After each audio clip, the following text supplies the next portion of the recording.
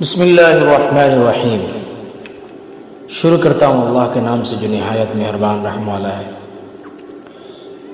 اب میں آپ صلی اللہ علیہ وسلم کی زندگی کا ایک طویل، تفصیلی اور ایمانی افروز واقعہ پیش کرتا ہوں جو نہ صرف عبرت سے بھرا ہوا ہے بلکہ اس میں صبر، قربانی، حکمت اور اللہ پر بھروسے کے اعلیٰ مثال موجود ہے۔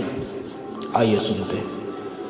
ویڈیو سننے سے پہلے آپ حضرات سے گزارش ہے کہ آپ حضرات سے چینل کو لائک اور سبسکرائب کریں، بیل آئیکن کو دبائیں اور کمنٹ میں سبحان اللہ، ماشاءاللہ جس طریقے کا ویڈیو ہو لکھیں اور پیارے آقا صلی اللہ علیہ وسلم سے محبت کا ثبوت دیں تاکہ ہر آنے والا ویڈیو آپ حضرات کو ملے۔ چلیے ویڈیو شروع کرتے ہیں۔ یہ ویڈیو ہجرت مدینہ کا واقعہ۔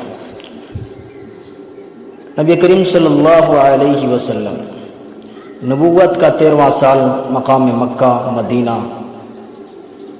نبی کریم صلی اللہ علیہ وسلم، حضرت ابوبکر، حضرت علی، جب کفار مکہ نے مسلمانوں پر ظلم و ستم کی انتہا کر دی اور وہ مسلمانوں کو ستا کر اسلام چھڑوانا چاہتے تھے تو اللہ تعالیٰ نے نبی کریم صلی اللہ علیہ وسلم کو حکم دیا کہ اب آپ مکہ چھوڑ کر مدینے کی طرف ہجرت کریں۔ اس سے پہلے بہت سے صحابہ چھپ چھپ کر مدینہ ہجرت کر چکے تھے۔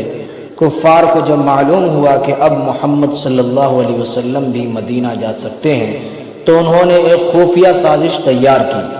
تمام قبیلوں سے ایک ایک جوان لے کر محمد یعنی صلی اللہ علیہ وسلم کو ایک ہی وقت میں قتل کر دیا جائے تاکہ خون کا بدلہ نہ لیا جا سکے۔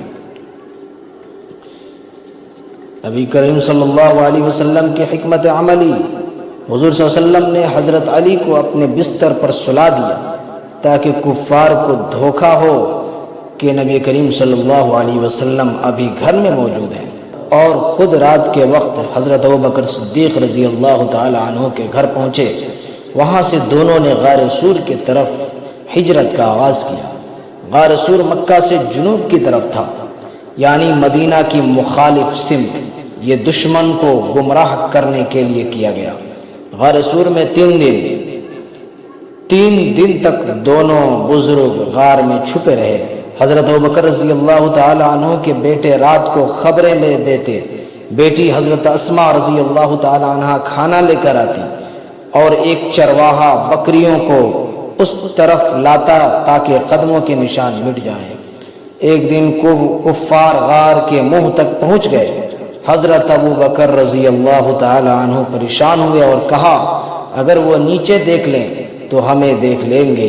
حضور صلی اللہ علیہ وسلم نے فرمایا غم نہ کرو، اللہ ہمارے ساتھ ہے۔ اللہ تعالیٰ نے غار کی منہ پر مکڑی کا جالا بنوا دیا اور کبوتروں نے گھونسلہ بنایا۔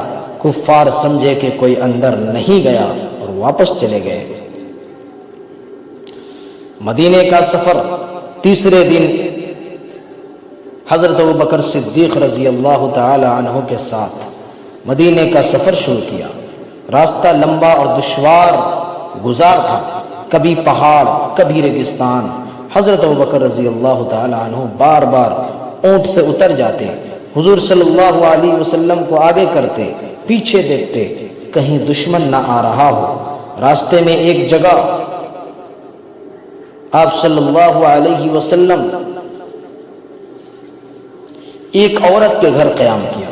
اس کے پاس دودھ نہ تھا مگر نبی کریم صلی اللہ علیہ وسلم نے بکری کے تھن پر ہاتھ پھیرا، یعنی اس کے جو بکریاں تھیں ان کے پاس تھنوں میں دودھ نہیں تھا۔ اللہ کے پیارے آقا صلی اللہ علیہ وسلم تھن پر ہاتھ پھیرا اور اللہ کے حکم سے دودھ جاری ہو گیا۔ مدینے میں استقبال۔ جب مدینے والوں کو خبر ملی کہ نبی صلی اللہ علیہ وسلم تشریف لا رہے ہیں،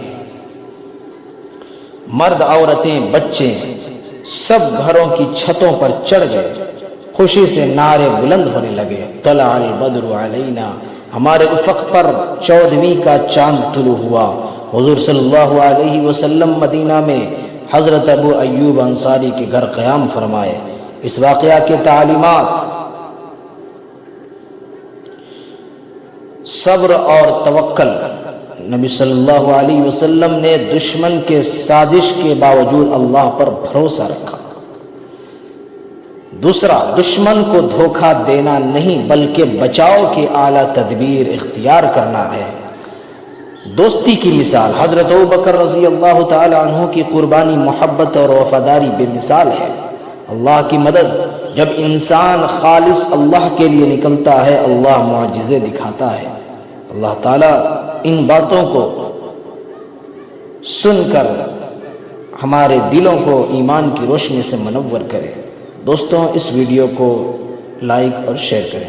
السلام علیکم ورحمۃ اللہ وبرکاتہ۔